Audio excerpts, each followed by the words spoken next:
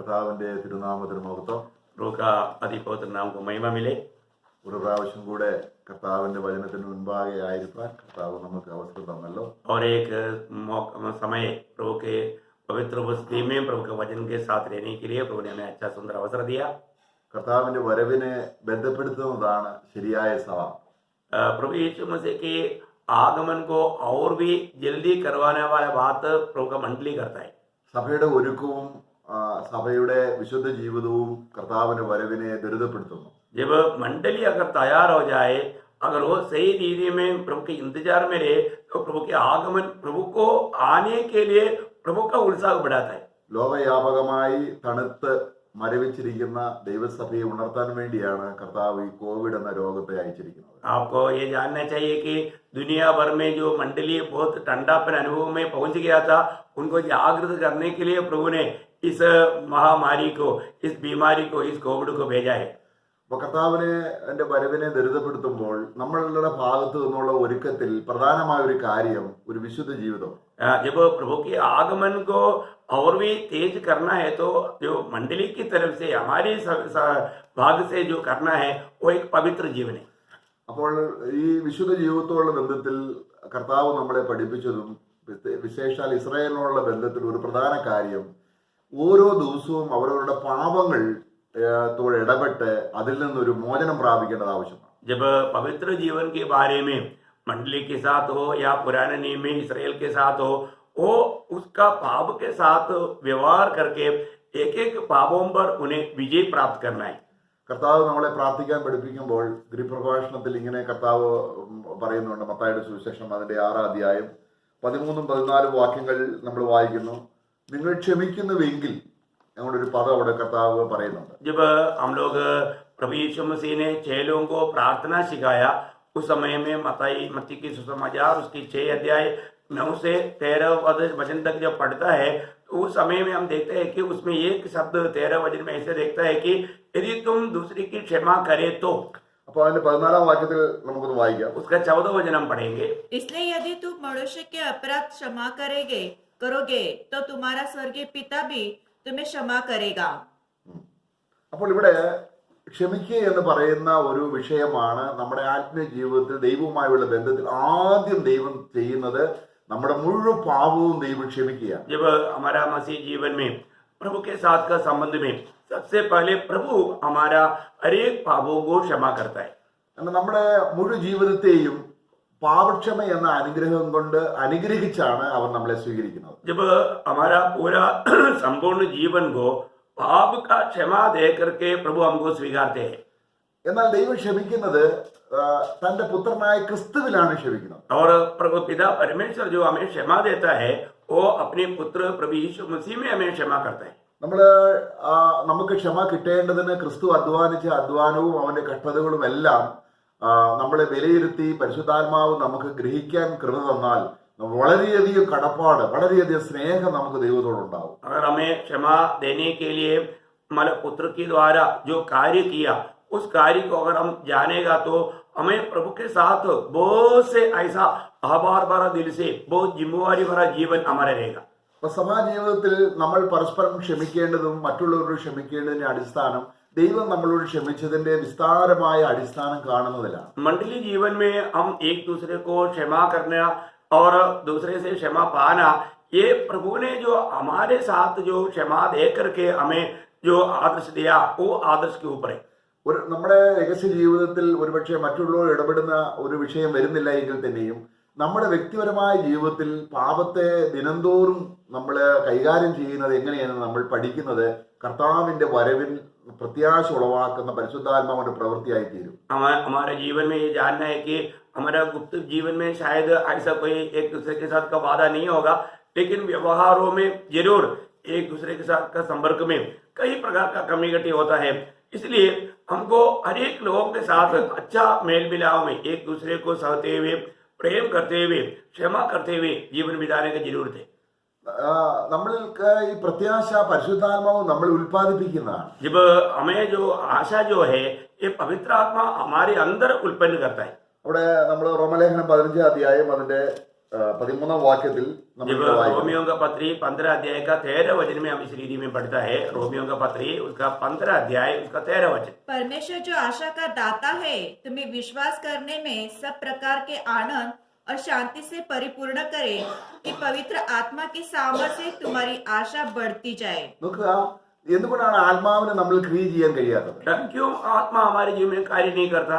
പാപക്ഷമയുടെ അടിസ്ഥാനത്തിലാണ് ആത്മാവ് നമ്മളിൽ പ്രവർത്തിക്കുന്നത്. क्योंकि जब हम पाप क्षमा करते हैं उसके ऊपर पवित्र आत्मा हमारे जीवन में कार्य करता है। ക്രിസ്തു നമുക്ക് വേണ്ടി അധ്വാനിച്ചതും അവൻ പ്രയത്നിച്ചതും എല്ലാം നമ്മുടെ ജീവിതത്തിൽ വിശ്വാസത്തിൽ ഏറ്റെടുക്കുമ്പോൾ ആത്മാവിന് നമ്മളിൽ ക്രിയ ചെയ്യാൻ, പ്രവർത്തിക്കാൻ, ദൈവത്തിന്റെ എല്ലാ ഫലങ്ങളും ഉൽപ്പാദിപ്പിക്കുവാൻ ആത്മാവ് എപ്പോഴും സജീവമാണ്. जब प्रभु यीशु मसीह ने हमारे लिए जो भी कार्य किया वो काम पवित्र आत्मा हमें बताता है, समझाता है, और उसके अनुसार अगर हम अपने जीवन को समर्पण करेगा तो आत्मा हमारे जीवन में कार्य करने के लिए हमेशा उत्सुक है। അപ്പൊ ആത്മാവിനെ ദുഃഖിപ്പിക്കരുതെന്നാണ് നമ്മൾ തിരുവനന്തപുരത്ത് പുതിയ നിയമത്തിൽ വായിക്കുന്നത്. जब हम वचन में पढ़ता है कि आत्मा को शोकित ना करो, എന്നാൽ ആത്മാവിനെ കോപിപ്പിക്കരുതെന്നല്ല. सिर्फ आत्मा को क्रोधित ना करो ऐसा नहीं।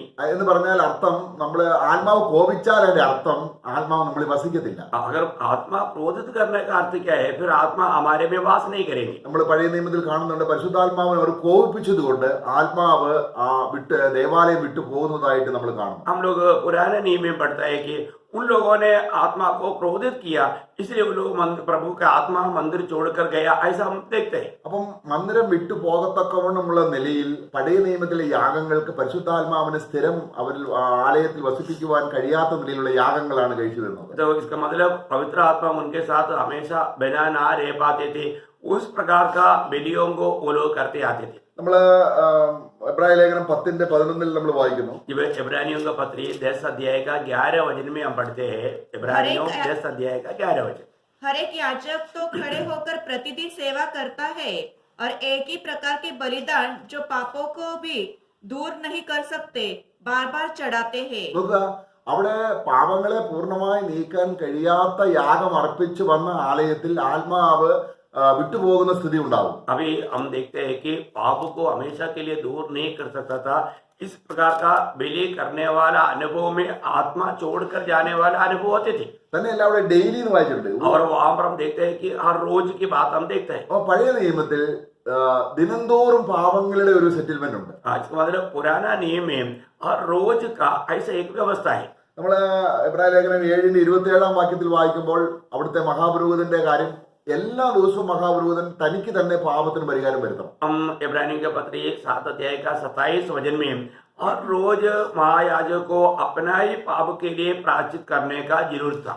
उन महायाजकों के समान उसे अवश्य नहीं कि प्रतिदिन पहले अपने पापों और फिर लोगों के पापों के लिए बलिदान चढ़ाए, क्योंकि उसने अपने आप को बलिदान चढ़ाकर उसे एक ही बार में पूरा कर दिया। ഓക്കെ ഇവിടെ നമ്മള് വായിക്കുകയാണ്, പഴയ നിയമത്തിലെ മഹാപുരുഷൻ ദിവസവും പാപങ്ങൾക്ക് പരിഹാരം വരുത്തണം, തനിക്ക് തന്നെ, പിന്നെ ജനത്തിന്റെ പാപത്തിനും പരിഹാരം വരുത്തണം. अभी हम देखते हैं कि पुराने नियम का महायाजक को भी प्रतिदिन अपना पाप का प्रायश्चित के लिए बलि करना पड़ता था। इतना ही नहीं, सारे लोगों का पाप का प्रायश्चित के लिए भी बलि करना पड़ता था। അപ്പൊ പഴയ നിയമത്തിൽ വിശുദ്ധ ദേവാലയത്തിൽ പരിശുദ്ധാത്മാവിന് സ്ഥിരം വസിക്കത്തക്ക രീതിയിൽ ഒരു അടിസ്ഥാനമില്ല. इसका मतलब पुराने नियम में प्रभु का मंदिर में पवित्र आत्मा हमेशा रहने का ऐसा एक व्यवस्था नहीं था। എന്നാ പുതിയ നിയമത്തിൽ എന്തുകൊണ്ടാണ് ആത്മാവ് നമ്മളിൽ ദുഃഖിക്കുന്നെങ്കിലും നമ്മളെ വിട്ടുപോകാത്ത?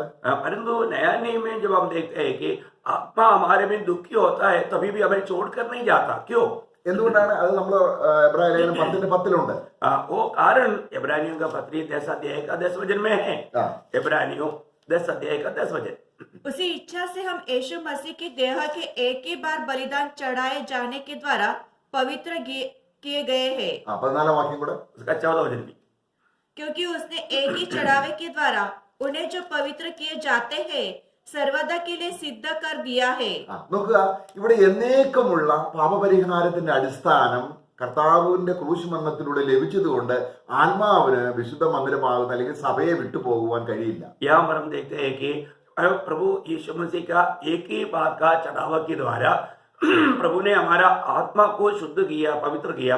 इसलिए पवित्र आत्मा किसी भी कारण हमें छोड़ करके नहीं जाता। പ്രൈസിലുള്ള എത്ര അനുഗ്രഹമാണ്! ये कितना धन्यवाद है। നമ്മുടെ എന്തെങ്കിലും പ്രത്യേകത കൊണ്ടാണോ ആത്മാവ് നമ്മളെ വിട്ടുപോകാത്തത്? हमारा कोई खूबी के कारण आत्मा हमको छोड़कर नहीं जाता, ऐसा है क्या? അല്ല, नहीं, നമ്മുടെ കർത്താവിന്റെ യാഗത്തിന്റെ പ്രത്യേകതയാണ്. क्योंकि ये प्रभु यीशु मसीह के उस बलिदान की सविशेषता है। എന്നിരുന്നാലും ആത്മാവിന് നമ്മളിൽ പ്രത്യാശ ഉളവാക്കാൻ കഴിയാത്ത രീതിയിൽ, ആത്മഫലം ഉളവാക്കാൻ കഴിയാത്ത രീതിയിൽ ആത്മാവിനെ ദുഃഖിപ്പിക്കുന്ന ഒരു അവസ്ഥയിൽ വിശ്വാസികളായിത്തീരുന്നു. तभी भी हम लोग प्रभु की आत्मा हमारे जीवन में आनंदित ना रहते हुए, आत्मा का फल उत्पन्न ना करते हुए विश्वासी लोग ऐसा कुछ अवस्थाओं में पहुंच जाते। അപ്പോൾ നമ്മുടെ ജീവിതത്തിൽ എപ്പോഴും ശ്രദ്ധിക്കേണ്ട ഒരു കാര്യം, നമ്മളിൽ പാപം വരും. പക്ഷെങ്കിൽ ആ വരുന്ന പാപത്തിന് ഉടനടി അതിനൊരു പരിഹാരം കണ്ടെത്തുന്നില്ല എങ്കിൽ നമ്മൾക്ക് ആത്മാവിനെ നമ്മൾ ദുഃഖിപ്പിക്കുക. हमारे जीवन में हमेशा एक बात को याद रखना, हम लोग जब इस जीवन की यात्रा में हमारे जीवन में पाप होगा, पाप होता है तो उसका जरूर छुटकारे का कार्य हमें करना चाहिए। वो क्या है हमें जानना और उस बात को मानना हमारा कर्तव्य है। നമ്മളിൽ ഒരു ചെറിയൊരു പാവമാണെങ്കിലും നമ്മളിൽ അത് ഭയങ്കര ഭാരമുള്ളതാണ്. यदि हमारा जीवन का एक छोटा पाप भी क्यों ना हो, वो हमें बहुत बोझ देगा। നമ്മൾക്ക് മുന്നോട്ടുള്ള നമ്മുടെ യാത്രയിൽ തടസ്സങ്ങളും പ്രയാസങ്ങളും ഭാരവും നമുക്ക് തോന്നുന്നത് നമ്മുടെ ജീവിതത്തിൽ ആത്മാവിന് പ്രവർത്തിക്കാൻ കഴിയാത്ത രീതിയിൽ ഒരു ഭാരം, ഒരു കല്ലെടുത്ത് വെച്ചിരിക്കുന്ന ഒരു ഭാരം നമ്മളിലുണ്ട്. आत्मा जो आगे बढ़ने में रुकावट करने लायक, बोझ लगने लायक बात क्या है कि हमारे अंदर का वो पाप बहुत छोटा भी क्यों ना हो, छोटा पाप करके ऐसा प्रभु की दृष्टि में कोई पाप नहीं, लेकिन हमारा दृष्टि में हमको ऐसा लगता है तो भी वो पाप हमें आगे बढ़ने में रुकावट आएगा। നമുക്കറിയാം, സദൃശ്യവാക്യത്തിൽ നമ്മൾ വായിക്കുന്നുണ്ട്, 21 അധ്യായം 28 എടുത്ത് വായിക്കണ്ട, അവിടെ അകൃത്യഭാരം ചുമക്കുന്നവന്റെ വഴി വളഞ്ഞിരിക്കും. जब हम नीति वचन 21 का 28 में हम पढ़ते हैं कि जो भी अतिक्रम का भार उड़ाता है उसका मार्ग हमेशा टेढ़ा रहता है। നമ്മുടെ ദൈവത്തിന്റെ ഏറ്റവും വലിയൊരു കാര്യം എന്ന് പറയുന്നത്, നമ്മുടെ ഏത് അതിക്രമവും തന്റെ ശിരസിൽ വഹിക്കാൻ സന്മനസ്സുള്ള ഒരു രക്ഷകനെയാണ് ദൈവം നമുക്ക് തന്നിരിക്കുന്നത്. हमारा महान परमेश्वर का एक बहुत बड़ा खूबी क्या है कि हमारा कोई भी प्रकार का अतिक्रम को प्रभु अपने ऊपर लेने के लिए तैयार है। പക്ഷെ നമ്മൾ പലപ്പോഴും ഭാരം എന്ന് പറയുമ്പോൾ പാപത്തെ കുറിച്ചല്ല നമ്മൾ ചിന്തിക്കുന്നത്. മറ്റു ചില പാപങ്ങൾ, എനിക്ക് പൈസയില്ല, വീടില്ല, എനിക്കല്ലെങ്കിൽ ജീവിതം മുന്നോട്ട് കൊണ്ടുപോകാനുള്ള സാമ്പത്തിക ഇതൊക്കെയാണ് ഭാരമായിട്ട് പലപ്പോഴും നമ്മൾ കരുതുന്നത്. हम लोग बाहर का बारे में सोचता है तो पाप का बाहर का बारे में नहीं सोचता।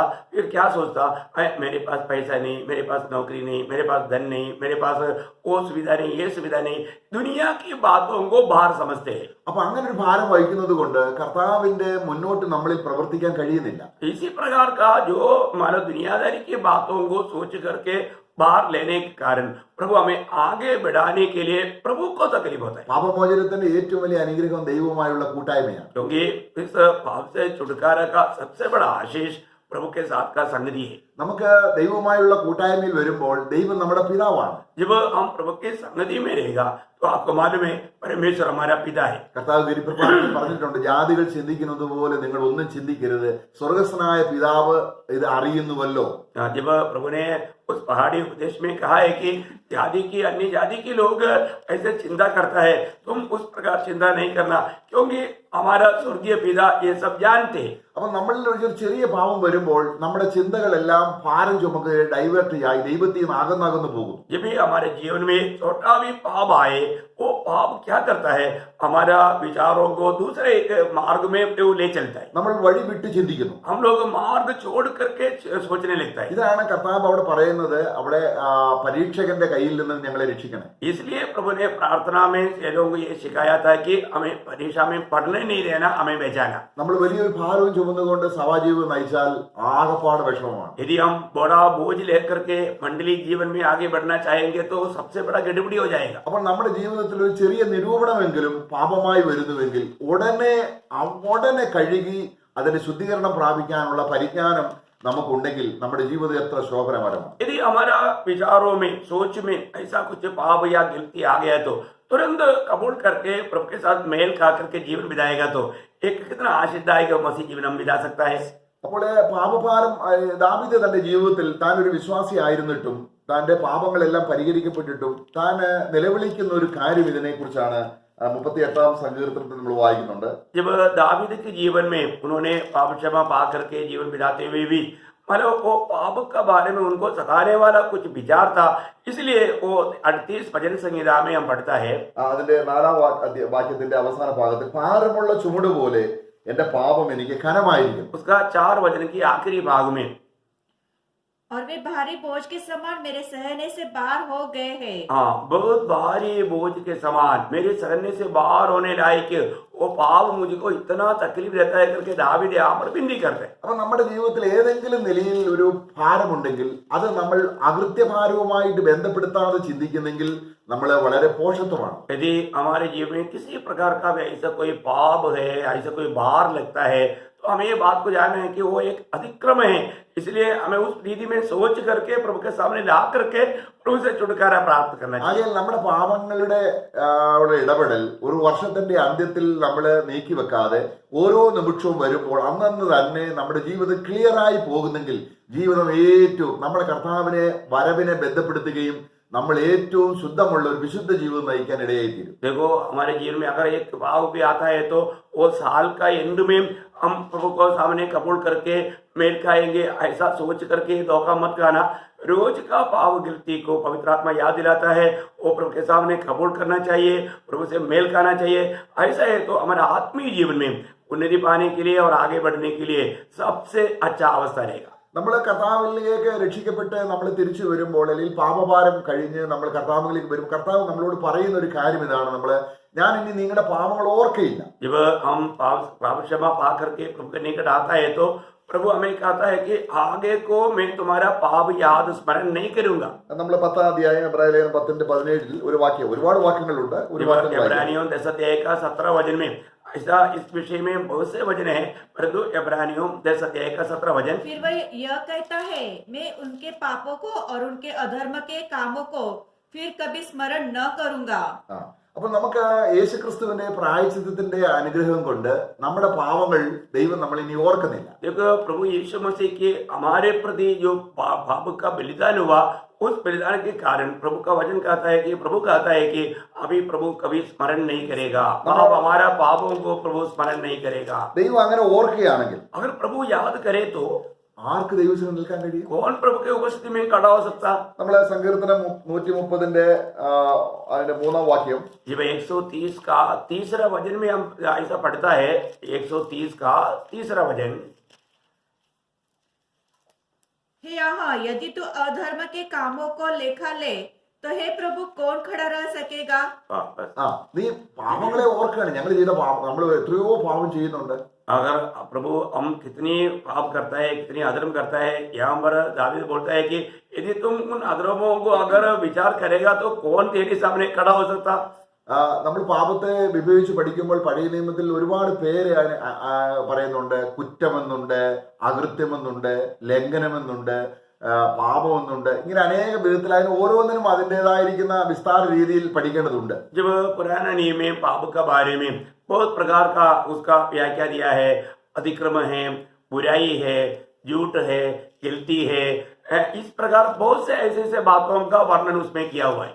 എന്നാൽ നമ്മൾ കർത്താവിന്റെ അടുക്കിലേക്ക് നമ്മൾ വരുമ്പോൾ കർത്താവ് നമ്മളുടെ പാപങ്ങളെ ക്ഷമിച്ചു എന്നുള്ളൊരു നല്ല ധൈര്യം നമുക്ക് കിട്ടുമ്പോൾ ദൈവത്തിന്റെ പരിശുദ്ധാത്മാവ് പിന്നെ പാപം ചെയ്യാതെ ജീവിക്കാൻ ആത്മാവുള്ള ഒരു ജീവിതത്തിലേക്ക് നമ്മളെ കൊണ്ടുവരികയാണ്. जब हम प्रभु से पाप क्षमा प्राप्त करता है, प्रभु की आत्मा में नया जन्म पाने के बाद में आत्मा में आगे बढ़ने के लिए पवित्र आत्मा हमको आगे ले चलने वाला एक अनोखा अनुभव हमें मिलता है। നമ്മൾ ആത്മാവിൽ ജീവിക്കുമ്പോൾ പാപം വരുന്നില്ല. जब हम प्रभु की आत्मा में जीवन बिताए तो फिर पाप नहीं होता। നമ്മൾ പാപം ഇല്ലാത്തത് കൊണ്ടല്ല, हमारे में पाप नहीं, ऐसा नहीं, നമ്മൾ ജഡത്തിലല്ല ജീവിക്കുന്നത്, हम लोग शरीर के अनुसार नहीं चलते, നമ്മൾ ആത്മാവിലാണ് ജീവിക്കുന്നത്. हम आत्मा के अनुसार चलते। പക്ഷെ നമ്മൾ ആ വഴി മനസ്സിലാക്കാൻ സമയം എടുത്തുന്നിരിക്കും.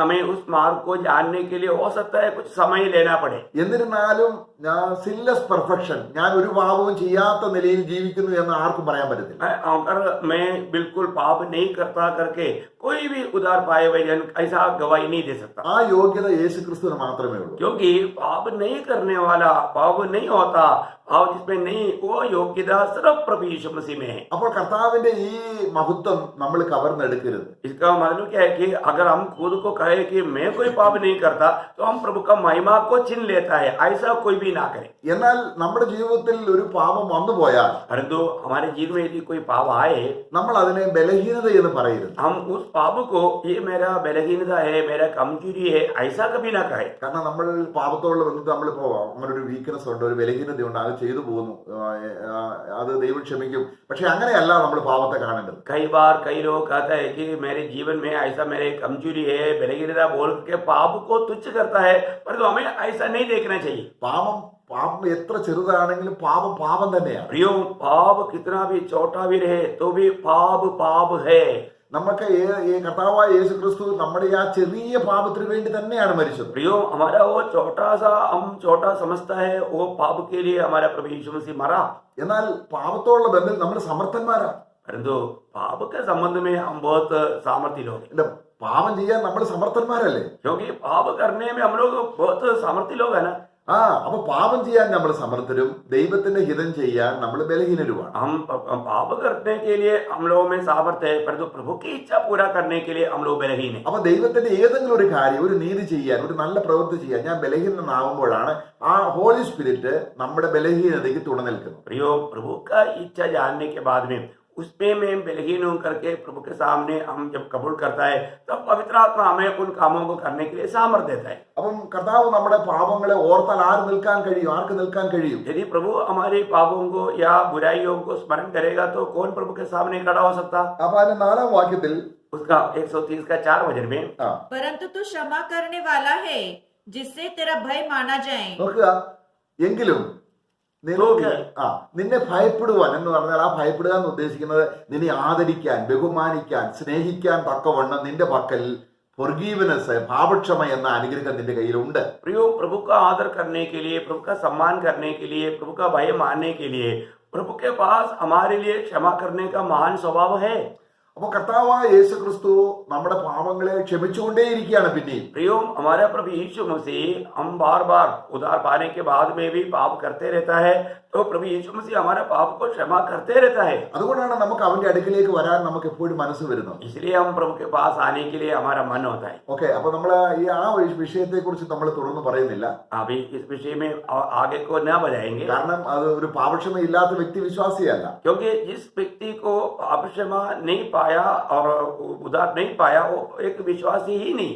എന്നാൽ നമ്മളൊരു പാപം വന്നാൽ നമ്മൾ അതിനെ വേണ്ടതുപോലെ ഇടപെട്ടില്ലെങ്കിൽ പിന്നെ എന്താണ് സംഭവിക്കുന്നത്? परंतु एक विश्वासी के संबंध में अगर वो पाप किया और वो पाप के साथ उसका कार्य नहीं किया, तो फिर हमारा क्या होगा? നമ്മൾ പറഞ്ഞല്ലോ, നമ്മൾ പാപക്ഷമ പ്രാപിച്ചു കഴിഞ്ഞ് നമ്മളൊരു പാപം വന്നാലും നമ്മൾ പിന്നെയും പാപത്തിന്റെ ഒരു ഭാരം നമ്മളിൽ വരും. प्रियो, हम पाप क्षमा पाने के बाद में भी और हमारे में कोई पाप आ गया है तो भी हमें उस पाप का बोझ हमारे ऊपर आएगा। നമുക്കുള്ള സമാധാനം നഷ്ടപ്പെടും. हमारा जो शांति जो है वो टूट जाएगा। നമുക്ക് ഭയമുളവാകും. हमारे अंदर एक डर पैदा होगा। നമുക്ക് ആകപ്പാട് ഒരു അസ്വസ്ഥത. हम लोग एक अस्वस्थता के अनुभव में, एक बिगड़ा हुआ अनुभव में आएगा। നമ്മൾ നേരത്തെ നമ്മള് റോമലേഖനത്തിൽ വായിച്ചതുപോലെ പരിശുദ്ധാത്മാവിന് നമ്മളിൽ സന്തോഷിക്കാനും प्रत्याश उड़वाकर കഴിയാത്തൊരു അനുഭവം ഉണ്ടാവും. बोलने का मतलब पवित्र आत्मा के द्वारा मिलने वाला वो आशा हमें टूट जाता है, वो आशा पवित्र आत्मा उत्पन्न नहीं कर पाएगा, ऐसा एक अनुभव आएगा। അവിടെ യെശയ്യാവിന്റെ പുസ്തകം 59:2 നമ്മൾ വായിക്കുന്നു. जब यशायाह किताब 59 अध्याय का दूसरा वचन में हम देखता है यशायाह 59 का 2, परंतु तुम्हारे अधर्म के कामों ने तुमको तुम्हारे परमेश्वर से अलग कर दिया है और तुम्हारे पापों के कारण उसका मुंह तुमसे ऐसा छिपा है कि वह नहीं सुनता। അപ്പം നമ്മുടെ പ്രാർത്ഥന കേൾക്കാത്തതും ദൈവം അകന്നു പോകുന്നതും ഒറ്റ കാരണം എന്താണ്? ഡെയിലി വരുന്ന നമ്മുടെ പാപങ്ങൾ നമ്മൾ കൈകാര്യം ചെയ്യാത്തതാണ്. प्रियो, प्रभु हमारा प्रार्थना क्यों नहीं सुनता? हमारे एक ही कारण है, वो हमारे जीवन में, रोज का जीवन में हमारे जीवन में आने वाला पाप है, अधिक्रम है, इस कारण प्रभु हमारा नहीं सुनता। നമ്മുടെ സന്തോഷം നഷ്ടപ്പെട്ടാൽ ഉടനെ നമ്മൾ മനസ്സിലാക്കണം, കർത്താവിന്റെ സന്നിധിയിൽ എന്തോ പാപം എന്നിൽ വന്നു, ദൈവത്തിന്റെ ആത്മാവ് ഇപ്പോൾ ദുഃഖിച്ചിരിക്കുക. प्रियो, हमें एक बात जानना, यदि हमारा आत्मिक आनंद अगर नष्ट हो गया है तो निश्चय तुरंत हमें जानना चाहिए, मेरा आत्मा में कोई ना कोई पाप आया है, पाप के कारण मेरा कुछ नष्ट हो गया। അപ്പൊ നമ്മളെ ജീവിതം വീണ്ടും അല്ലെങ്കിൽ നമുക്ക് ആ സന്തോഷം തിരികെ കിട്ടാനായിട്ട് നമ്മൾ കർത്താവിന്റെ അടുക്കിലേക്ക് വരണം. हम लोगों को वापस उस उद्धार का आनंद मिलने के लिए हमें क्या करना चाहिए? हम प्रभु के पास आना चाहिए. ഒരു ദിവസം ആരംഭത്തിൽ നമ്മൾ ഇതിന്റെ ആ വചനം ആ പാഠം നമ്മൾ പഠിച്ചു വരുമ്പോൾ ഒരു ദിവസം പല പ്രാവശ്യം ഈ ഒരൊറ്റ കാര്യത്തിന് വേണ്ടി നമ്മൾ ചിലപ്പോൾ നമുക്ക് എന്തെങ്കിലും ഒരു ഭൗമിക ആവശ്യം വരുമ്പോഴാണ് കർത്താവിന്റെ അടുക്കിലേക്ക് സാധാരണ വരാറുള്ളത്. हम लोग एक बात को जानना, हम लोग जब भी हमसे एक पाप होता है तो तुरंत हम प्रभु की उपस्थिति में आना चाहिए, क्योंकि एक एक पाप होने के टाइम पर तुरंत प्रभु के निकट आकर के पाप क्षमा पाना चाहिए. कई बार क्या होता, हमारा जरूरत को मांगने के लिए हम प्रभु के पास आता है, नहीं तो प्रभु के पास नहीं आते. നമുക്ക് കർത്താവിനോടുള്ള ഒരു ചേർന്ന് നടക്കാൻ ഒരു ശുദ്ധ മനസാക്ഷി എപ്പോഴും നമ്മളിൽ ഉണ്ടാകണം. हमारे जीवन में एक बात पर ध्यान देना, प्रभु के संग संग चलना है तो हमारे में एक शुद्ध मन होना चाहिए. നമ്മള് എബ്രായ ലേഖനം 13 അധ്യായത്തിൽ പൗലോസ് പറയുകയാണ്, जब इब्रानियों का पत्री 13 अध्याय में प्रभु का दास कहता है, അതിന് 18 വാക്യത്തിൽ उसके 18 वचन में 13 अध्याय का 18 वचन, हमारे लिए प्रार्थना करते रहो, क्योंकि हमें भरोसा है कि हमारा विवेक शुद्ध है और हम सब बातों में अच्छी चाल चलना चाहते हैं. മനസാക്ഷി ശുദ്ധമെങ്കിൽ നമുക്ക് നേരായി നടക്കാൻ കഴിയും. अगर हमारा विवेक शुद्ध है तो हम सीधे मार्ग में चल पाएंगे. നമ്മളൊരു പാപം വരുമ്പോൾ എന്ത് ചെയ്യുന്നു? जब हमारे जीवन में कुछ पाप आता है तो हम क्या करता, നമ്മുടെ മനസാക്ഷി അശുദ്ധമാകും. हमारा विवेक अशुद्ध हो जाता है. അപ്പം വിശുദ്ധ ആത്മാവിന് നമ്മളുമായിട്ട് കൂട്ടായ്മ കിട്ടുന്നില്ല. तब पवित्र आत्मा हमारे साथ सही रीति में संगति नहीं कर पाता. അപ്പൊ നമ്മൾ ചിന്തിക്കുന്നത് പോലെ വലിയ വ്യഭിചരിക്കുക, മദ്യപിക്കുക, അങ്ങനെയൊക്കെയുള്ള പാപങ്ങൾ നമ്മൾ പലപ്പോഴും ചിന്തിക്കുന്നുണ്ട്. कई बार हम लोग क्या सोचते हैं कि बड़े बड़े पाप जैसा व्यभिचार करना, मारे चोरी करना, हत्या करना, ऐसा पाप हम पाप समझते हैं. എന്നാൽ പാപം എന്ന് പറയുന്നത് എന്താണ്? परंतु पाप क्या है प्रिय? ദൈവാത്മാവിനെ അസഹ്യപ്പെടുത്തുന്ന ഒരു ചെറിയ കാര്യം പോലും പാപമാണ്. जब पवित्र आत्मा को शोकित करने वाला एक छोटा सा विचार तक वो मतलब जो भी छोटी सी छोटी है वो भी पाप है. അപ്പോസ്തലനായ പൗലോസ് തീത്തോസിന് ലേഖനം എഴുതുമ്പോൾ ക്രേത്തയിലുള്ള വിശ്വാസികൾ ആരോഗ്യവാന്മാരായി തീരാൻ അവരെ പഠിപ്പിക്കാൻ പറയും ഒരു കാര്യം പറയുന്നുണ്ട്.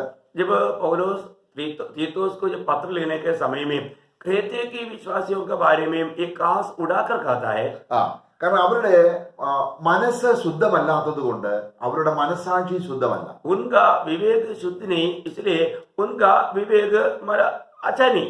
അവിടെ ഈ ക്രേത്തയിലുള്ളവര് ആത്മീയരാണെന്ന് പറയുന്നെങ്കിലും അവരുടെ മനസാക്ഷി എപ്പോഴും അശുദ്ധമായതുകൊണ്ട് ദുർപ്രവൃത്തികൾ ചെയ്യുന്നു. उस क्रेते के लोग मतलब उनका जो मन की गवाही पवित्र ना रहने के कारण वे लोग हमेशा इस प्रकार का एक उलझन में ऐसा रीति में जीवन बिताता है. उनके बारे में पौलुस कहता है, തീത്തോസ് 1 तीतुस पहला अध्याय അതിന്റെ 15 വാക്യം, उसका 15 वचन.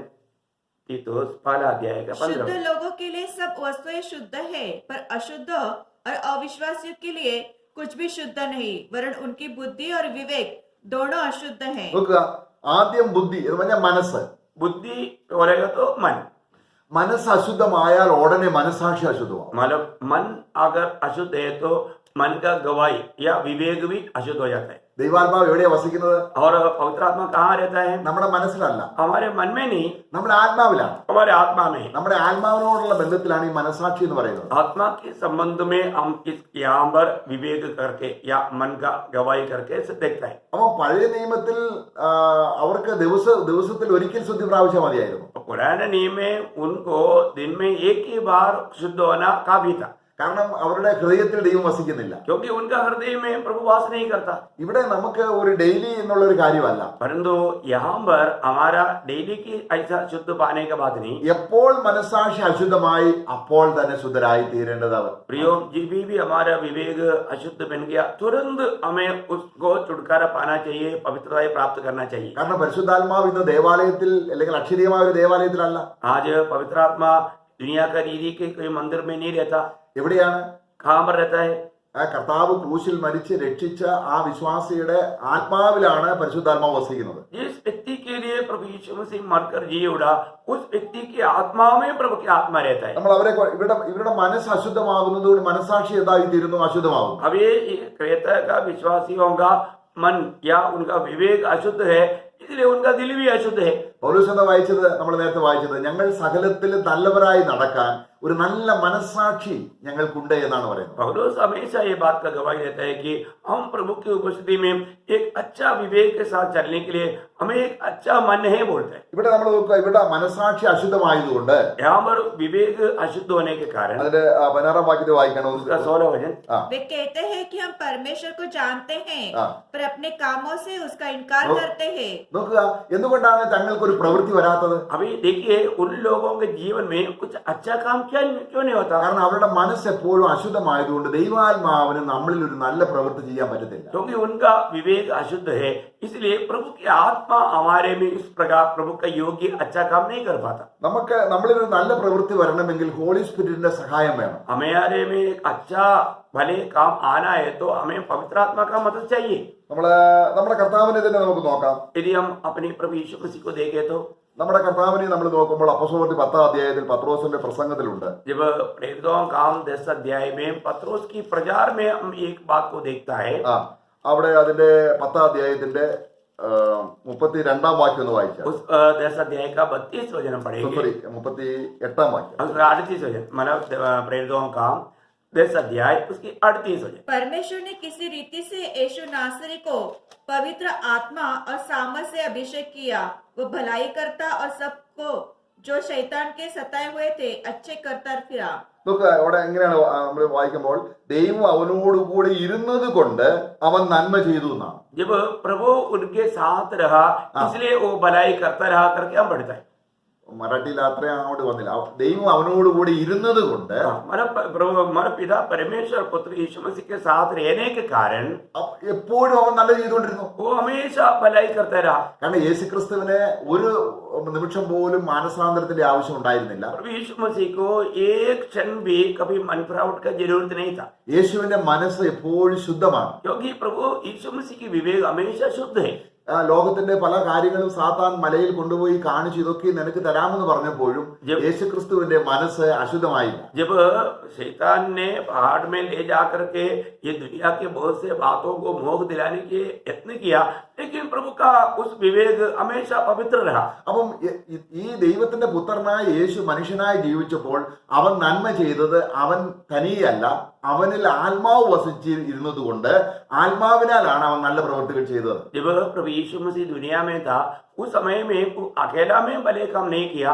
प्रभु यीशु मसीह में प्रभु के पिता का आत्मा था या पिता था, तो वो पिता की आत्मा में होकर के वो भले काम किया। നോക്കുക, അപ്പൊ നമ്മൾ എന്തെങ്കിലും നല്ല പ്രവൃത്തി ചെയ്തു എന്ന് വിചാരിച്ച് അത് ദൈവത്തിന്റെ ആത്മാവിന്റെ ആവണമെന്നില്ല. प्रियो, हम लोग कोई भला काम किया वो प्रभु की आत्मा का होना कोई जरूरी नहीं। എന്നാൽ നമ്മെ സംബന്ധിച്ചിടത്തോളം യേശുവിന്റെ മനസ്സ് പോലെ, കാരണം യേശുവിന്റെ മനസ്സ് ശുദ്ധമാണ്, ഒരിക്കൽ പോലും പാപത്തിന് ചിന്ത വന്നിട്ടില്ല. प्रभु यीशु मसीह की विवेक हमेशा पवित्र रहा, कभी भी एक बार भी कोई अशुद्ध चिंता या कोई भावना नहीं आई। എന്നാൽ നമ്മൾ പാപികളായിരുന്നു, परंतु हम लोग पापी थे, നമ്മുടെ മനസ്സിനെ സാത്താൻ ഉപയോഗിച്ചു. हमारा इस विवेक को शैतान ने इस्तेमाल किया। നമ്മൾ ദുഷ്ടചിന്തകളുമായി ജീവിച്ചവരാണ്. हम बहुत बुरी अभिलाषाओं के साथ जीवन बिताए हुए लोग थे। അവിടെ നമ്മൾ രക്ഷിക്കപ്പെട്ടാലും നമ്മുടെ മനസ്സിൽ ഇപ്പോഴും സാത്താൻ ക്രിയ ചെയ്യാം. अभी हम उद्धार पाने के बाद भी हमारे दिल में विवेक में शैतान काम कर सकता है। നമ്മുടെ മനസ്സിലേക്ക് ദുഷ്ടചിന്തകൾ കൊണ്ടുവരും. हमारा मन में हमारा विवेक में अशुद्ध बातें विचार लाता है। അവ മനസ്സ് മലിനപ്പെട്ടാൽ अगर इस प्रकार हमारा विवेक अशुद्ध हो जाए, അതിന്റെ ഫലം എവിടെ വരും? उसका असर कहाँ पर आएगा? നമ്മുടെ മനസാക്ഷിയെ ബാധിക്കും. हमारा उस विवेक में आएगा। മനസാക്ഷി മലിനപ്പെട്ടാൽ നമുക്ക് ഒരു ദുർജീവിതം നയിക്കുന്നതിന് ഒരു തടസ്സവുമില്ല. प्रियो, अगर हमारा विवेक अशुद्ध हो गया तो फिर हमें एक बुरी जीवन, एक गलत जीवन, गंदी जीवन बिताने के लिए कोई मुश्किल नहीं। എന്നാൽ परंतु നമ്മളിൽ ഒരു ദുഷ്ടചിന്ത വന്നാൽ അത് തെറ്റാണെന്ന് നമ്മളെ ബോധ്യപ്പെടുത്താൻ ദൈവത്തിന്റെ സംവിധാനം നമ്മളിലുണ്ട്. അതാണ് ആത്മാവ് നമ്മളിൽ വസിച്ച് ദൈവത്തിന്റെ വചനത്തിലൂടെ. നമുക്ക് എബ്രായ ലേഖനം, നമ്മൾ ഈ വചനം എപ്പോഴും വായിച്ച് ധ്യാനിച്ചിരിക്കുന്നതിന്റെ പ്രത്യേകത എന്താണെന്ന് ചോദിച്ചാൽ എബ്രായ ലേഖനം 4:12 വായിച്ച് വചനം എങ്ങനെയാണ് ക്രിയ ചെയ്യുന്നത്? ആത്മാവാണ് വചനത്തിലൂടെ ക്രിയ ചെയ്യുന്നത്. प्रियो, इब्रानियों 4:12 हम पढ़कर देखना, क्योंकि हमारे जीवन में जब भी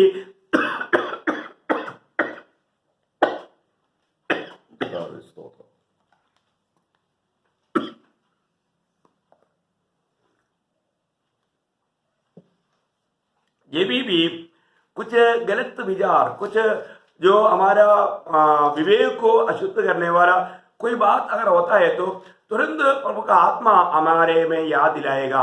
तो इसलिए इब्रानियों 4:12 में क्या करता है वचन? क्योंकि परमेश्वर का वचन जीवित और प्रबल और हर एक दोधारी तलवार से भी बहुत चौका है और प्राण और आत्मा को और गांठ गांठ और गुदे गुदे को अलग करके आर पार छेदता है और मन की भावनाओं और विचारों को जांचता है। നോക്കുക, നമ്മുടെ മനസ്സിന്റെ ചിന്തയെ വിവേചിച്ച് ഉടനെ നമ്മളെ ബോധ്യപ്പെടുത്തുന്നു. हमारा मन की विचारों को, भावनाओं को भी वो जांचता है और हमें समझाता है। തെറ്റാണെങ്കിൽ തെറ്റെന്ന് പറയുന്നു. अगर गलत है तो गलत है करके कहता है। അപ്പൊ നമ്മുടെ ഉള്ളിൽ തിരഞ്ഞെടുക്കുന്ന ഏത് വിഷയം സംബന്ധിച്ചും അത് ശരിയായി നടത്താൻ ആത്മാവിനെ നമുക്ക് തന്നിരിക്കുകയാണ്. हमारे जीवन में हमें विचार करने वाला बातों को भी परखने के लिए प्रभु ने अपने आत्मा हमको दिया है। നമ്മൾ നേരത്തെ നമ്മളിൽ ഉണ്ടായിരുന്ന ആത്മാവ് ഏതാണ്? हमारे जीवन में जो पहले हमारे जीवन में था वो कौन सी आत्मा था? നമ്മൾ എഫേസ്യ ലേഖനം 2:2 വായിക്കുന്നുണ്ട്. जब एफेसियों का पत्री 2 अध्याय का 2 वचन में पढ़ता है, ഈ ലോകത്തിന്റെ കാലഗതിക്ക് അനുസരിച്ച് നടത്തുന്ന ഒരു ആത്മാവ് ഉണ്ടായിരുന്നു. जिसमें तुम पहले इस संसार की रीति पर और आकाश के अधिकार के हकीम अर्थात उस आत्मा के अनुसार चलते थे जो अब भी आज्ञा न मानने वालों के लिए कार्य करता है। അപ്പം ദൈവത്തിന്റെ വഴിയിൽ നടക്കാതെ अभी परमेश्वर के मार्ग में ना चलते हुए സാത്താന്റെ വഴിയിൽ നടക്കുന്ന രീതിയിൽ शैतानिक मार्ग में चलने वाले लोग, ലോകത്തിന്റെ ആത്മാവ് ഉള്ളവരായിരുന്നു എല്ലാ വിശ്വാസികളും. इस दुनिया की आत्मा पाया हुआ लोग थे सारे मानव जाति या आदमी पीढ़ी। എന്നാൽ നമ്മുടെ പാപങ്ങൾക്ക് പരിഹാരം വന്നു. परंतु हमारे पापों का प्रायश्चित हुआ നമ്മൾ ദൈവപുത്രനായി തീർന്നു. और हम परमेश्वर का संतान बना। നമ്മൾ ഇനി നമ്മളെ നടത്താൻ, നമുക്ക് ആലോചന തരാൻ, ചിന്ത തരാൻ, നമുക്ക് വിവേകം തരാൻ, നമുക്ക് ശരിയോ തെറ്റോ എന്ന് നമുക്ക് ഉടനെ പറഞ്ഞു തരാൻ നമുക്ക് പരിശുദ്ധാത്മാവിനെ തന്നിരിക്കുകയാണ്. अभी हमारे जीवन में सही और गलत को समझाने के लिए प्रभु ने हमें पवित्र आत्मा को दिया है। റോമലേഖനം 8:15-16 വാക്യത്തിൽ നമ്മൾ വായിക്കുമ്പോൾ നമ്മൾ ഇനി ഭയപ്പെടുവാൻ ദാസത്തിന്റെ ആത്മാവിനെ അല്ല. जब रोमियो का पत्री 8 अध्याय का 15 वचन में हम पढ़ता है कि हमें अभी वापस डरने के लिए हम डर की आत्मा को नहीं पाया। പിന്നെ എങ്ങനെയാണ് അബ്ബാ പിതാവേ, ദൈവം നമ്മുടെ പിതാവ് എന്ന രീതിയിൽ നമുക്ക് ദൈവത്തെ അബ്ബാ പിതാവ് എന്ന് വിളിക്കാനുള്ള സ്വപുത്രന്റെ ആത്മാവിനെയാണ് നമുക്ക് തന്നിരിക്കുന്നത്. हम ये अब्बा पिता कहने के लिए स्वपुत्र की आत्मा को प्रभु ने हमें दिया। അപ്പൊ ദൈവം നമ്മുടെ പിതാവായി. अभी हम स्वर्गीय महान परमेश्वर हो हमारा पिता बना। ദൈവം നമ്മളെ പിതാവാണെങ്കിൽ, यदि महान परमेश्वर हमारा पिता है तो അത് എങ്ങനെയാണ് നമ്മുടെ ആത്മാവിൽ നടക്കുന്നവർക്കാണ് ദൈവം പിതാവായിരിക്കുന്നത് എന്നാണ് വായിക്കുന്നത്. वो कैसा है? जो आत्मा में चलता है उनके लिए वो पिता करके 8 अध्याय का 14 वचन में हम पढ़ते हैं कि जितने लोग आत्मा की चलाए चलता है वही परमेश्वर का संतान है। നമ്മൾ ആരാണ്? हम लोग अभी कौन है? ആത്മാവ് നടത്തുന്നവരാണ്. आत्मा के द्वारा चलने वाला। അപ്പൊ ആത്മാവ് നടത്തുമ്പോൾ जब आप आत्मा के द्वारा चलाया जाता है, നമ്മുടെ ചിന്തയിൽ നമ്മളുടെ ദുർചിന്തകൾ വരാം. हमारे जीवन में ऐसे बुरी विचार आ सकता है, കാരണം നമ്മുടെ ചിന്തയുടെ സ്വാതന്ത്ര്യം പരിശുദ്ധാത്മാവ് എടുത്തു മാറ്റുന്നില്ല. क्योंकि हमें जो प्रभु ने दिया हुआ आजादी जो है, हम किसी बात पर भी मनन कर सके उसको पवित्र आत्मा कभी हटाता नहीं। ആ സ്വാതന്ത്ര്യം അപ്പോഴും ഉണ്ട്. वो आजादी अभी भी तभी भी प्रभु के आत्मा में चलने पर भी हमारे जीवन में है। പക്ഷെ ശരിയേതായ തെറ്റെന്ന് തിരിച്ചറിയാൻ നമുക്ക് കഴിവില്ല. परंतु सच्चाई क्या है, बुराई क्या है, भला क्या है, बुरा क्या है, वो बात को समझने के लिए हमें ज्ञान नहीं। അപ്പൊ നമ്മള് കർത്താവിനെ യഥാർത്ഥമാണ്, കർത്താവ് നല്ലവൻ എന്ന് രുചിച്ചറിഞ്ഞവരല്ലേ നമ്മള്? क्या हम लोग हमारे जीवन में हमारे परमेश्वर भला है करके चक्कर जाना था ना? എങ്ങനെയാണ് നമ്മൾ കർത്താവ് നല്ലവനെന്ന് രുചിച്ചറിയുന്നത്? हमने कैसे प्रभु भला है करके चक्कर जाना? ആത്മാവിലാണ്. आत्मा में। നമ്മൾ ആത്മാവിൽ ക്രിസ്തു നല്ലവനാണ്, ദൈവം നല്ലവനാണ്, എന്റെ പാപങ്ങൾക്ക് പരിഹാരം വരുത്തി എന്നെ സ്നേഹിച്ചു മകനാക്കി അവകാശങ്ങൾ തന്നു, ഇതെല്ലാം ശരിക്കും രുചിച്ചറിഞ്ഞവരാണ്. आत्मा में हमने ये बात को जाना है कि प्रभु यीशु मसीह ने हमारा पाप क्षमा किया, हमें परमेश्वर ने अपना संतान बनाया। ये सारे बात आत्मा में हमने अनुभव करके, हमने चेक करके अनुभव किया। അപ്പൊ നമ്മൾ ശരിക്കും കർത്താവിനെ രുചിച്ചറിഞ്ഞാൽ, अगर हम जब प्रभु को चेक करके जानेगा तब, അല്ലെങ്കിൽ യേശു ക്രിസ്തു അനുഗ്രഹിക്കപ്പെട്ട നമ്മള് 1 കൊരിന്ത്യർ 12 അധ്യായത്തിൽ ആത്മീയ വരങ്ങളെ കുറിച്ച് പറയുമ്പോൾ അവിടെ ഇങ്ങനെ ഒരു കാര്യമുണ്ട്, നിങ്ങൾ ആത്മീയ വരങ്ങളെ കുറിച്ച് വിവേചമുള്ളവരായിരിക്കണം. എങ്ങനെയാണ് അറിയുന്നത്? യേശു ക്രിസ്തു നല്ലവനാണെന്ന്, അനുഗ്രഹിക്കപ്പെട്ടവനാണെന്ന് ഒരാൾ തിരിച്ചറിഞ്ഞാൽ യേശു ശപിക്കപ്പെട്ടവനാണെന്ന് പറയാൻ പറ്റത്തില്ല. जब हमारे जीवन में प्रभु के बारे में प्रभु को हमें चेक करके जानना चाहिए। यदि प्रभु भला है करके चक्कर जाना है तो प्रभु का बारे में जब पहला कुरिन्थी 12 अध्याय का 3 वचन में लिखा है कि वो श्राप दे करके कोई नहीं कर सकता। അവിടെ വായിക്കുകയാണ് 12-3 വാക്യം. इसलिए मैं तुम्हें चेतावनी देता हूँ कि जो कोई परमेश्वर की आत्मा की अगुवाई से बोलता है वह नहीं कहता कि यीशु शापित है और न कोई पवित्र आत्मा के बिना कह सकता है कि यीशु प्रभु है। നോക്കുക, നമുക്ക് യേശുവിനെ കർത്താവെന്ന് വിളിക്കാൻ ആരുടെ സഹായം വേണം? तो हमें यहाँ पर यीशु मसीह को हे प्रभु करके कहने के लिए किसकी सहायता चाहिए? പരിശുദ്ധാത്മാ സഹായം വേണം. पवित्र आत्मा का मदद चाहिए। നമ്മുടെ മത്തായിയുടെ സുവിശേഷം 7-ാം അധ്യായം വായിക്കുന്നു, എന്നെ കർത്താവെ കർത്താവെന്ന് വെറുതെ നിങ്ങൾ വാഗുകൊണ്ട് വിളിക്കുന്നത് അതല്ല, അങ്ങനെ വിളിക്കുന്നത് കർത്താവ് സ്വീകരിക്കത്തില്ല. എന്നാൽ ആത്മാവിലാണ് നാം യേശുവിനെ കർത്താവെന്ന് വിളിക്കുന്നത്. प्रियो, हम मत्ती के सुसमाचार 7 अध्याय का 21 वचन में प्रभु ने कहा, हे प्रभु कहने वालों में मैं मेरा पिता प्रसन्न नहीं होता, परंतु आत्मा में हे प्रभु करके कहता है तो उन पर प्रसन्न होता है। നമ്മൾ യേശുവിനെ പരിശുദ്ധാത്മാവിൽ കർത്താവെന്ന് വിളിച്ചാൽ എത്ര ആനന്ദമാണ് നമുക്ക്. जब हम पवित्र आत्मा में प्रभु यीशु को हे प्रभु करके कहता है तो प्रभु को बहुत आनंद मिलता है, കാരണം ആത്മാവിലാണ്. क्योंकि वो आत्मा में कहता है। കാരണം നമ്മുടെ ജഡത്തിലല്ല. हम लोग उस समय में शरीर में नहीं। നമുക്കറിയാം, ഈ നാമധേയ ക്രിസ്ത്യാനികളൊക്കെ ഈ ജഡത്തിൽ അവർ കർത്താവെന്ന് വിളിക്കുന്നുണ്ട്. हम जानते हैं कि सारे मसीह लोग जो नामधारी है वे लोग भी प्रभु यीशु को हे प्रभु कहते हैं। അവർ ദൈവത്തെ പിതാവെന്ന് വിളിക്കുന്നുണ്ട്. वो महान परमेश्वर को पिता भी कहते हैं। പക്ഷെ ലോകത്തിലുള്ള മനുഷ്യനെ അവർ കർത്താവെന്ന് വിളിക്കും, ലോകത്തിലുള്ള മനുഷ്യരെയും പിതാവെന്ന് വിളിക്കും. परंतु वो लोग दुनिया के लोगों को भी प्रभु कहता है, दुनिया के लोगों को भी पिता कहता है, കാരണം അവർക്ക് ആത്മാവിന്റെ ജ്ഞാനമില്ല. क्योंकि उनको पवित्र आत्मा में वो प्रकाश नहीं। നമ്മുടെ ആത്മാവിന്റെ ആ പരിജ്ഞാനം ഉണ്ടെങ്കിൽ അബ്രഹാമിന്റെ വീട്ടിൽ വന്ന 3 പേരെയും മാസ്റ്റേഴ്സ് അല്ലെങ്കിൽ യജമാനന്മാരെ എന്ന് വിളിക്കാൻ കഴിയാതിരുന്നത് അബ്രഹാമിൽ ആത്മാവിന്റെ നിയോഗം ഉണ്ടായിരുന്നു. अभी हमें ये बात को जानना है कि प्रभु को प्रभु कहना है तो उस ज्ञान चाहिए। अब्राहम का घर में 3 लोग आया, उनमें मतलब स्वामियों करके उनको तीनों को नहीं बुलाया, क्योंकि अब्राहम में आत्मा का ज्ञान था। അപ്പൊ നമ്മള് കർത്താവിനെ ആത്മാവിൽ അല്ലെങ്കിൽ അതും പാപമാണ്. കാരണം കർത്താവിനെ ആത്മാവിലെ കർത്താവിനെ വിളിക്കാൻ പറ്റത്തുള്ളൂ. നമ്മൾ എത്രയോ പ്രാവശ്യം കർത്താവെ എന്ന് വിളിക്കുന്നു. हम लोग प्रभु को बार बार हे प्रभु कहता है, परंतु आत्मा में जब तक हम नहीं बुलाता तब हम प्रभु को आनंद नहीं मिलता। ഒരു വിശ്വാസി രക്ഷിക്കപ്പെട്ടതിന് ശേഷം एक विश्वासी उद्धार पाने के बाद അവൻ യേശുവിനെ യേശു എന്ന് വിളിക്കത്തില്ല. यीशु को यीशु करके कभी नहीं कहेगा, കാരണം അവന്റെ പാപങ്ങൾക്ക് പരിഹാരം വരുത്തിയ ശേഷം ഈ യേശു അവൻ കർത്താവാണ്. क्योंकि उसकी पाप का क्षमा पाने के बाद में यीशु उनका प्रभु है। അപ്പൊ പിന്നെ അവൻ എപ്പോഴെല്ലാം കർത്താവിനെ വിളിക്കുമ്പോൾ അവൻ യേശു എന്ന് പറയുമ്പോൾ കർത്താവായ യേശു അല്ലെങ്കിൽ ക്രിസ്തു യേശു ആ കർത്താവിന്റെ ആ മഹത്വീകരിക്കപ്പെട്ട സ്ഥിതിയിലാണ് ഹോളി സ്പിരിറ്റ് അവനെ സഹായിക്കുന്നത് വിളിക്കാൻ. जब वो उद्धार पाने के बाद में वो ध्यान से सुनना, आज भी बहुत लोग यीशु कहता है, परंतु प्रियो एक उद्धार पाया व्यक्ति यीशु मसीह उनका प्रभु है करके जानने के बाद में एक ही वो प्रभु यीशु बोलेगा, नहीं तो यीशु मसीह कहेगा, परंतु यीशु सिर्फ नहीं बोलेगा। പ്രിയമുള്ളവരെ, നമ്മൾ ശരിക്കും ആത്മാവിന്റെ ജ്ഞാനത്തിലേക്ക് വന്നാൽ ഈ വൃതാവായിട്ട് യേശുവിനെ യേശു എന്ന് വിളിച്ചതും ഇനി കർത്താവെന്ന് വിളിച്ചാൽ പോലും ആത്മസഹായം ഇല്ലെങ്കിൽ നമുക്കൊരു മാനസാന്തരം, കാരണം നമുക്ക് അത് ദൈവത്തിന്റെ അത് ജഡത്തിന്റെ പ്രവൃത്തിയാണ്. प्रियो, हम प्रभु में आने के बाद में यदि आत्मा के द्वारा ये सच्चा ज्ञान अगर हम प्राप्त करके यीशु मतलब प्रभु यीशु को प्रभु सिर्फ अपने बुद्धि में कहता है तो हमें कोई प्रयोजन नहीं, पर जो हम आत्मा में प्रभु कहता है तो उसमें हमारा आत्मिक उन्नति होता है, प्रभु को आनंद होता है।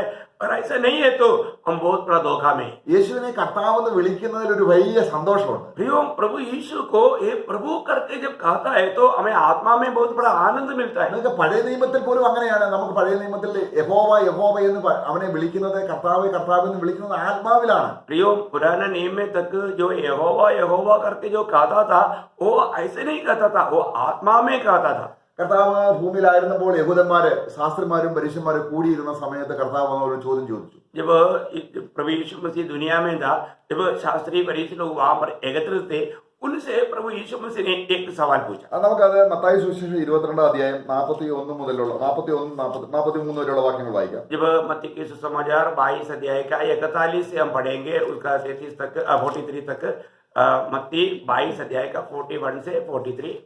जब फरीसी इकट्ठे थे तो यीशु ने उनसे पूछा, मसीह के विषय में तुम क्या सोचते हो? वह किसका पुत्र है?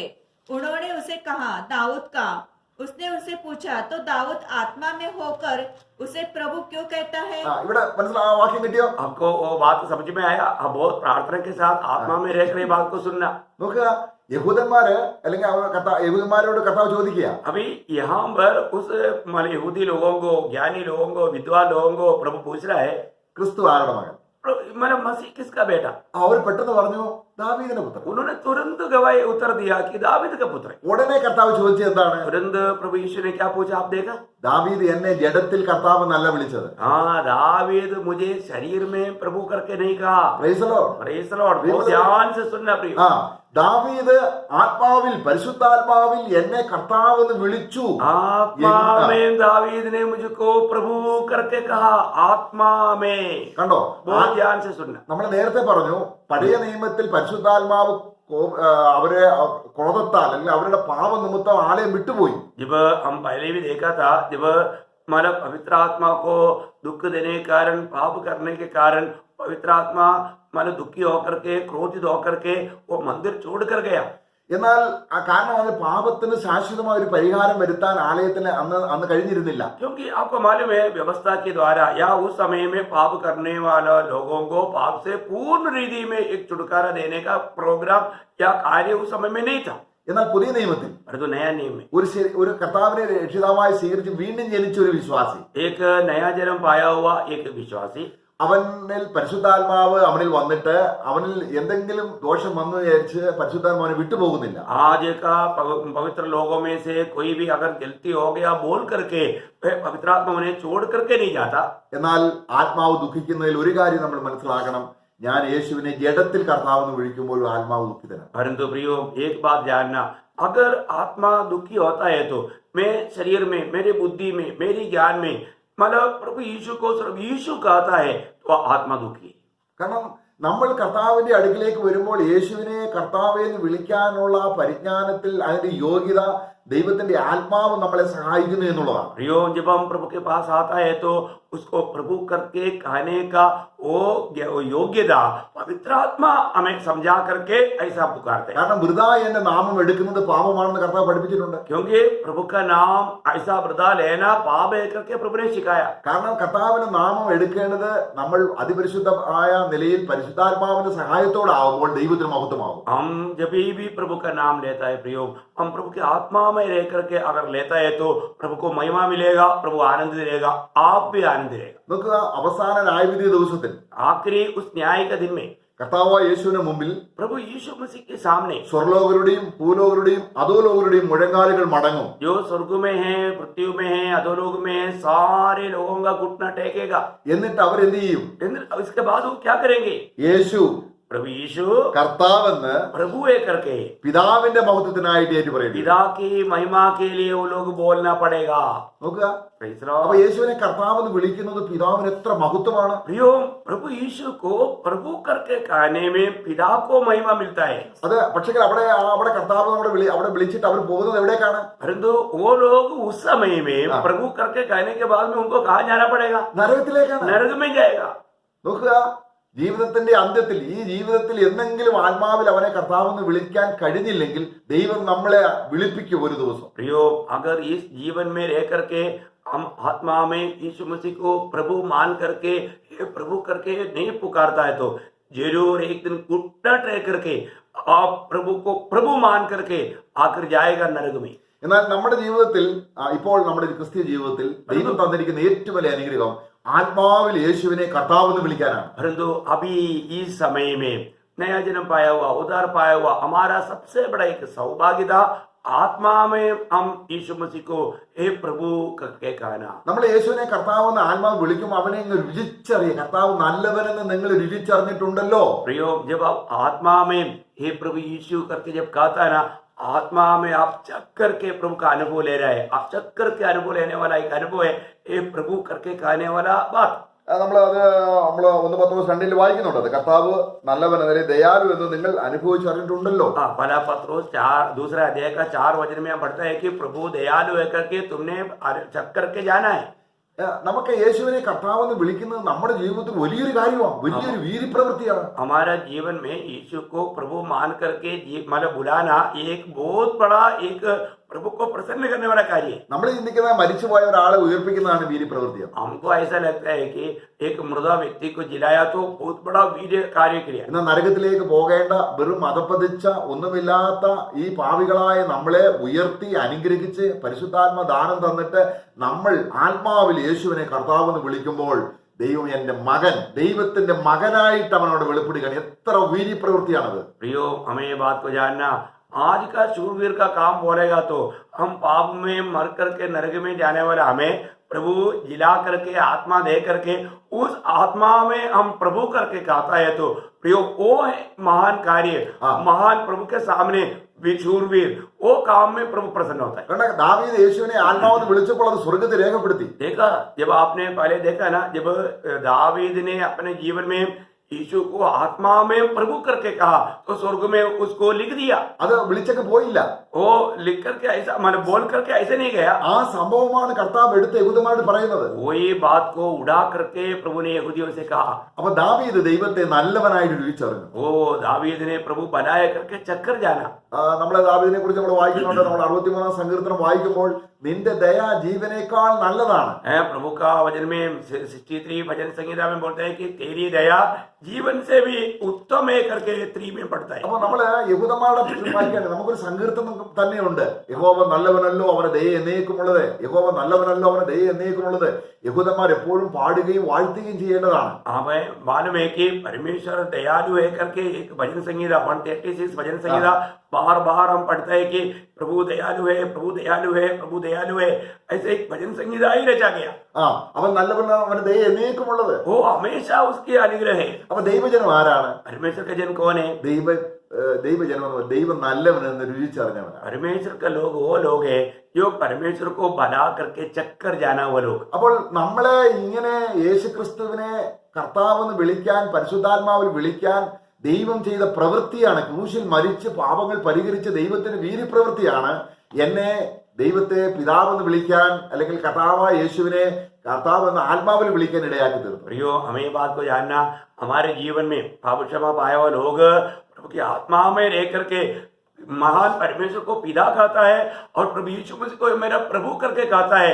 ये तो हमें मिला हुआ सबसे बड़ा आशीष है. നമ്മുടെ മർക്കോസിന്റെ സുവിശേഷം 9-ാം അധ്യായം जब मरकोस 9 अध्याय അതിന്റെ 39-ാം വാക്യത്തിൽ ഒരു സംഭവം, ഒരു ചെറിയൊരു സംഭവം ഇവിടെ നടക്കുന്നുണ്ട്. उसका 39 में 9 का मरकोस 9 अध्याय का 39 वचन. यीशु ने कहा, उसको मत मना करो, क्योंकि ऐसा कोई नहीं जो मेरे नाम से सामर्थ का काम करे और जल्दी से मुझे बुरा कर सके. അവിടെ ഒരു കൂട്ടം ആൾക്കാര് वहां पर कुछ लोग കർത്താവിന്റെ നാമത്തിൽ ഭൂതങ്ങളെ പുറത്താക്കി. प्रभु यीशु मसीह के नाम पर दुष्टात्माओं को निकाला. അപ്പോൾ അവര് പിന്നെ ഈ ശിഷ്യന്മാരോട് കൂടിയില്ല. वो लोग चेलों के साथ नहीं मिला. അപ്പൊ ശിഷ്യന്മാർ എന്ത് ചെയ്തു? അവരെ നിരാകരിച്ചു. तब चेले लोगों ने उनको इनकारा. എന്നാൽ അത് ആ സംഭവം കർത്താവിനോട് വന്ന് പറയുകയാണ്. और वो बात आकर के प्रभु यीशु मसीह से चेले लोग कहता है, നിങ്ങൾ എന്തിനാണ് അവരെ നിരാകരിച്ചത്? तो प्रभु बोलता है कि तुमने उनको क्यों इनकारा? എന്റെ നാമത്തിൽ ഒരാൾ ഒരു വീര്യപ്രവൃത്തി ചെയ്താൽ പെട്ടെന്ന് എന്നെ ഉപേക്ഷിക്കാൻ പറ്റത്തില്ല. यदि मेरे नाम से एक व्यक्ति और ऐसा कुछ महान कार्य किया है तो फिर वो जल्दी मुझे इनकार नहीं कर सकता. എന്തുകൊണ്ടാണ് കർത്താവിനെ പെട്ടെന്ന് വിട്ടുപോകുന്നത്? क्यों लोग प्रभु को जल्दी छोड़कर जाते हैं? കാരണം അവർക്ക് ഹൃദയത്തിൽ കർത്താവ് നല്ലവനെന്ന ആത്മാവ് രുചിച്ചില്ല. क्योंकि वो लोग अपना दिल में प्रभु बनाए करके चक्कर के नहीं जाना. എന്ന് പറഞ്ഞാൽ ഒരാൾ എന്നിൽ നന്മ പ്രാപിച്ചു. ഇപ്പൊ മക്കളക്കാരത്തി മറിയെ നോക്കുക. अभी आप देखिए, अगर आप एक व्यक्ति से अगर भलाई पाया, आप हमारा पकनल्ला मरियम को देखिए, 7 ഭൂതങ്ങൾ നിറഞ്ഞൊരു സ്ത്രീ. वो 7 दुष्टात्मा भरा हुआ एक स्त्री था.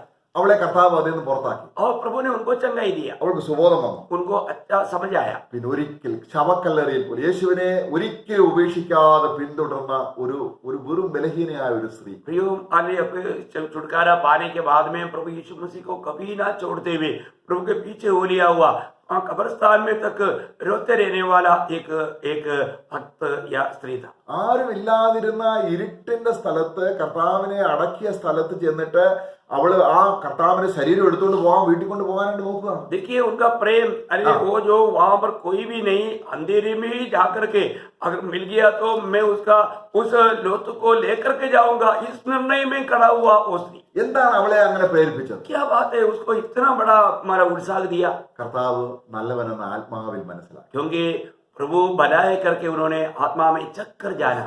കർത്താവിനെ ഉപേക്ഷിക്കാൻ അവൾക്ക് പറ്റില്ല. वो कभी भी प्रभु को नहीं छोड़ सकता. കാരണം എന്തെല്ലാം പ്രശ്നം വന്നാലും ഈ ഉള്ളിൽ കർത്താവിനെ ഗ്രഹിച്ച് നല്ലവനെന്ന് അറിഞ്ഞപ്പോൾ, ആത്മാവിൽ അറിഞ്ഞപ്പോൾ, ഇനി എന്റെ കർത്താവിനെ എനിക്ക് വിട്ടുപോകാൻ പറ്റത്തില്ല എന്നുള്ള ആ ദൃഢമായ ബന്ധം अभी उसका जीवन में प्रभु को चक्कर के जाना है. अभी कुछ भी हो, कितना भी प्रतिकूल हो, लेकिन वो प्रभु को छोड़ करके नहीं जा सकता. वो ऐसा उसका एक पक्का निर्णय है. ശിമോന്റെ വീട്ടിൽ കർത്താവ് ഭക്ഷണത്തിന് ഇരിക്കുമ്പോൾ അവിടെ വന്ന പാപിനിയായ സ്ത്രീയുടെ കാര്യം നമ്മൾ നോക്കുക. हम लोग जानते हैं कि जब वो शिमोन फरीसी के घर में प्रभु यीशु मसीह को भोज के लिए बुलाया था, उस समय में एक पापिनी स्त्री प्रभु का पादस्थान में आकर के रोते हुए बैठा हुआ संभव आप देखिए. നോക്കുക, അവന്റെ കാൽക്കൽ കരഞ്ഞ് കണ്ണുനീര് കൊണ്ട് അവന്റെ കാല് കഴുകി അവർ തലമുടി കൊണ്ട് തുടച്ചു. वहां पर आकर के वो आंसू से उनका पाव सींचा और बाल से उनका पाव को पहुंचा. ഇതെല്ലാം ഇതിനെ അവളെ പ്രേരിപ്പിച്ചത് എന്താണ്? इन सारे बातों के लिए उसको ये इतना बड़ा प्रेम देने के लिए इतना बड़ा प्रेरणा उसको जीवन में कैसे हुआ? പാപക്ഷമയെ കുറിച്ചുള്ള ബോധ്യം അവൾ കിട്ടി. क्योंकि प्रभु यीशु मसीह मेरा पाप क्षमा करेगा करके उसको अच्छा उसको ज्ञान मिला. കാരണം അവിടെ പാപമോചനം പ്രാപിക്കാത്ത ആ മനുഷ്യൻ അതൊരു അരോചകമായിട്ട് തോന്നി. अभी यहाँ पर पाप क्षमा ना पाया हुआ उस शिमोन को ये बात बड़ा बुरा लगा. എന്നാൽ കർത്താവ് പറഞ്ഞത് എന്താണെന്നറിയാമോ? परंतु प्रभु ने क्या कहा?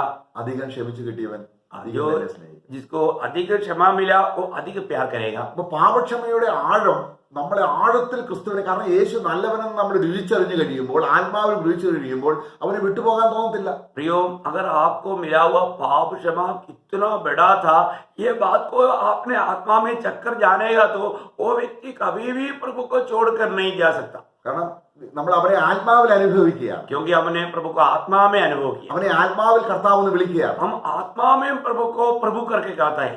അപ്പൊ അതുപോലെ തന്നെ അവരും കൂടെ പറഞ്ഞു നിർത്താൻ ആഗ്രഹിക്കുന്നു. और एक बात भी कर നാം യേശുവിനെ കർത്താവ് എന്ന് ആത്മാവിൽ വിളിക്കുന്നത് പോലെ അതേ ആത്മാവിലാണ് പിതാവായ ദൈവത്തെ പിതാവ് എന്ന് വിളിക്കുന്നത്. प्रियो, हम प्रभु यीशु को प्रभु करके जो कहता है वही आत्मा में हम महान परमेश्वर को पिता करके पुकारते हैं.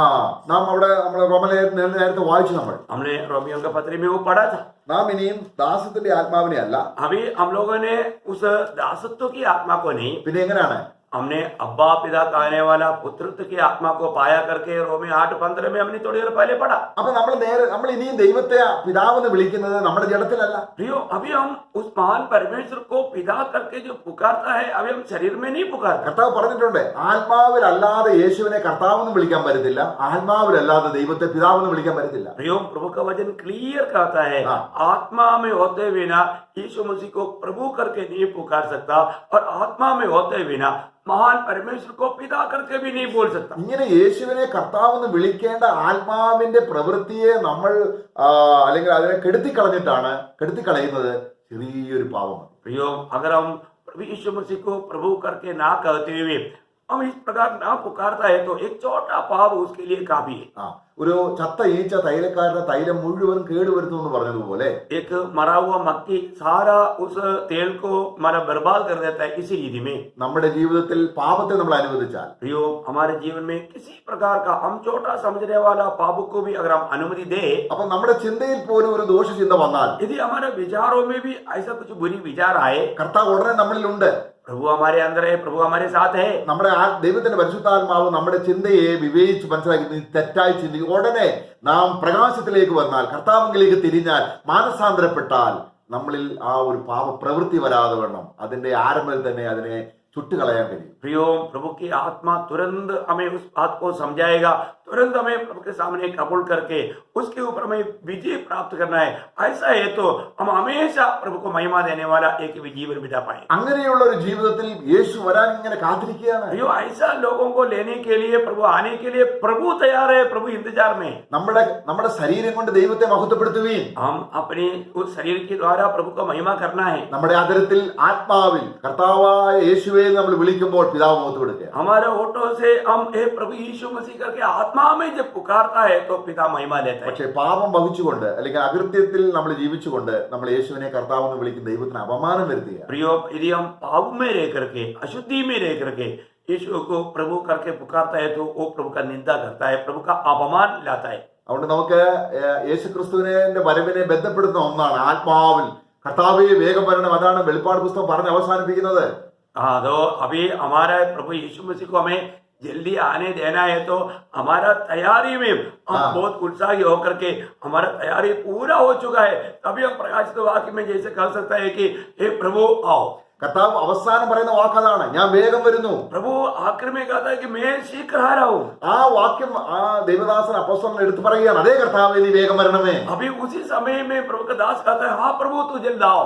ആ കർത്താവ് എന്ന് വിളിക്കുന്ന ആത്മാവിലാണ്. प्रियो, उस समय में प्रभु करके जो कहता है वो आत्मा में कहता है. അപ്പോൾ നമ്മൾക്ക് ഒരു ദിവസം നമ്മുടെ ചെറിയ പാപമാണെന്ന് തോന്നിയാൽ പോലും അതിനെ എങ്ങനെ കൈകാര്യം ചെയ്യണമെന്ന് അറിഞ്ഞാൽ വളരെ പ്രത്യാശയുടെ ഒരു ജീവിതം, ആത്മനിറവിന്റെ ജീവിതം എപ്പോഴും നമുക്ക് ജീവിച്ച കർത്താവിനെ വരവിനെ ബന്ധപ്പെടുത്താൻ കർത്താവ് നമ്മളെ സഹായിക്കും. प्रियो, हमें ये बात को जानना, हमारे जीवन का हम छोटा सा समझने वाला पाप भी क्यों ना हो, यदि प्रभु की आत्मा अगर हमें समझाता है तो हमें वो बात को भी कबूल करके उस पर भी विजय पा करके एक आत्मा से परिपूर्ण रीति में, आत्मा से भरा हुआ एक जीवन बिताने के लिए प्रभु हम सबको सहायता करें. ആമേൻ. प्रभु का वचन आपका आत्म उन्नति के लिए कारण बना है. बार बार ध्यान करना. प्रभु का अनुग्रह आप सबके साथ. Praise the Lord.